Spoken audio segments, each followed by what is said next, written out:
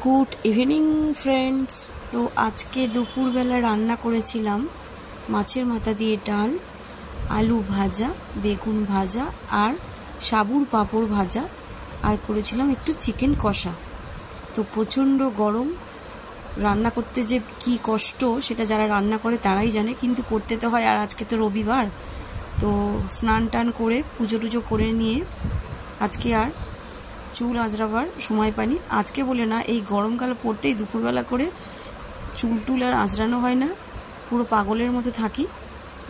তারপরে সন্ধ্যের দিকে মনে হলে চুল আঁচড়ায়, ইচ্ছাই করে না। তো খেতে তো হবেই, প্রচণ্ড খিদেও পেয়েছে, তো সবাইকে দিয়ে আমিও খেতে বসে গেছি। আর টক দইটা, প্রচুর ফল, জল, শরবত কন্টিনিউ খেয়ে যাচ্ছি। তোমরাও প্রচুর জল খাও, ফল খাও, টক দই খাও। প্রচণ্ড গরম, সবাই খুব ভালো থাকো, সাবধানে থাকো, সুস্থ থাকো। কিছু করার নেই, প্রচণ্ড গরম পড়েছে, আরও শুনছি আরও গরম পড়বে। তো আশা করি, ভগবানের কাছে এটাই প্রার্থনা করি, সবাই খুব ভালো থাকো, সুস্থ থাকো। আর হালকা হালকা রান্না রোজ করে খাই, কিন্তু এক একদিন তো সবসময় তো আর হালকা করলে তো আর হয় না।